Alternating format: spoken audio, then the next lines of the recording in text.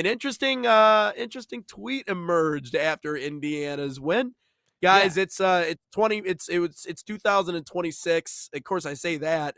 It in the 2020s, you cannot be really good without it being cheating, at least according to some fan bases. Ryan, take it away. Yeah. Again, this is not my tweet.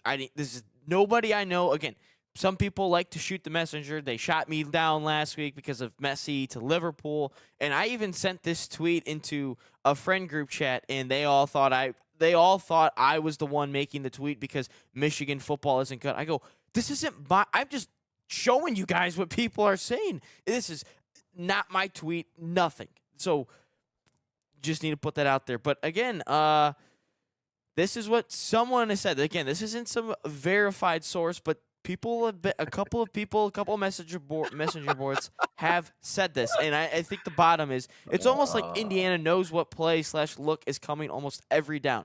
They are so well prepped, and someone who's a Lane Kiffin fan apparently says not only again I didn't see any verifications or anything like that, but a couple of people have said this.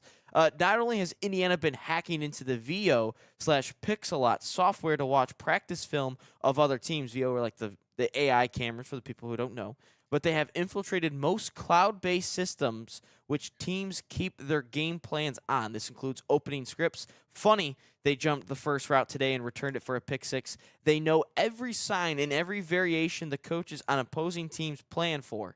Do I think this is true? Probably not. But I'm also just saying, if this is ever found out that Indiana cheated, I want the way fan bases treated Michigan. I forgot Connor Stallions was on the sideline for all the important games. I forgot, my bad.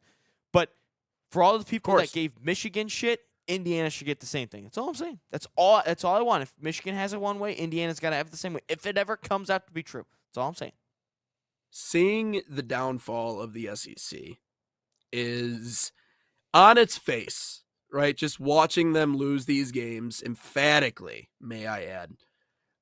Whether it be Diego Pavia losing to Iowa after talking about the Big Ten, whether it be Kellen DeBoer just getting just washed away in the playoffs, Alabama just getting annihilated. Whether it be anybody else in the SEC who has lost this postseason, including Ole Miss, watching the downfall of the SEC just on its face on the field is very pleasing to the eye. I'd agree. The majority here's one thing I'll do that I never do. I'm gonna give Ohio State fans here credit really quick before I continue with that point. Ohio State fans, actually most of them, kind of like seeing Indiana succeed. They don't mind it. The ones that I've talked to, the ones that I've seen on social media, are not banging the drum about how Indiana's this or Indiana's that. They're applauding Indiana. They're like, well, that's cool. It's cool to see them succeed. It's cool to have them see them have success. We just won a national championship last year, right? Like, we're going to be in the fight. We're going to be in the conversation year in, year out. Indiana can do what they want to do. The SEC is so unbelievably insecure and loves smelling their own farts so much that there is no possible way anybody can beat them without cheating. It's ironic. Michigan couldn't do it without cheating, and now Indiana can't do it without cheating. There has to be some sort of logical explanation as to why these car dealerships in the South are not making the difference in college football anymore. Why they can't just be money bags and go out and win championships every single year. It's like the spoiled child who all of a sudden finds himself in a situation where everything isn't given to him. There's no way they could beat us straight up. There has to be something wrong. And now Oregon's in that mix too. What is it about nowadays programs having new success and everyone thinking that it's cheating? That somehow that there's some sort of nefarious thing going on here. Because I think it has to do with Michigan. I do, because if you think about it, they went 2-4 the year before COVID, and if they didn't say they had COVID, they would have ended up like 2-6 or 2-7, whatever. But I think it has to do with, well, It's a denial thing. They don't want these new programs to be good.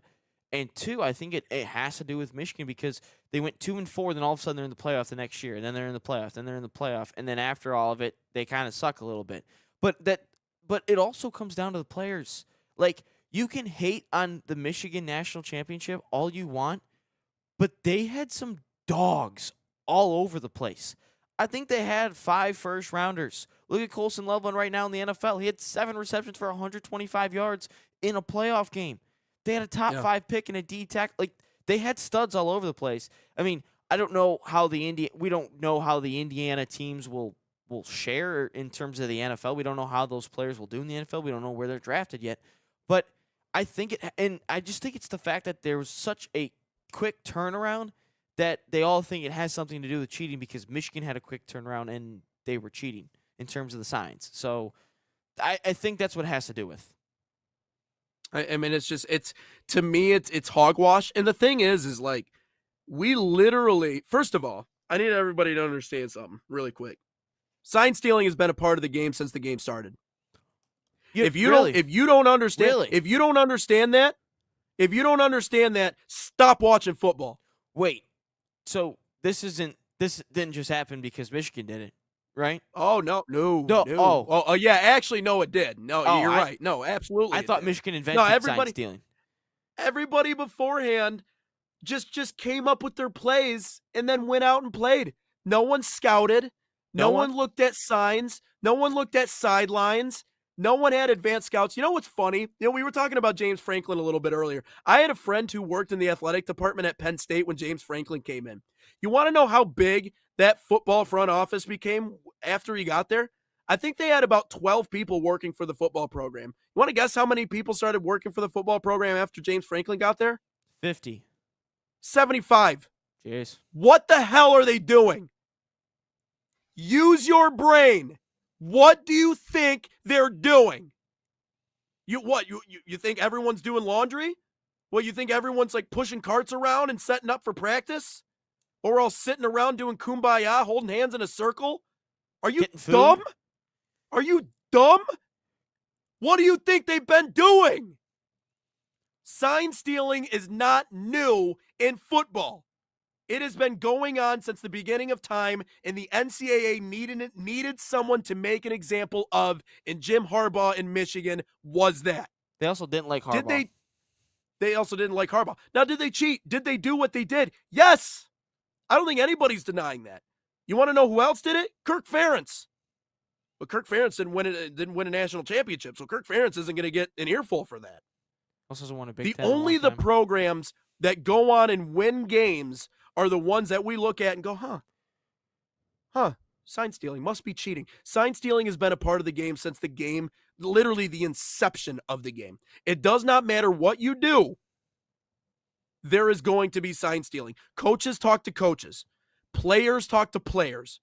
All right. And most importantly, and this is how I know if you've never been in a football locker room before a single day in your life, if you don't think coaches change their signs and what they do in terms of player packages and formations week after week, you've never been in a locker room. So you don't understand how this game works.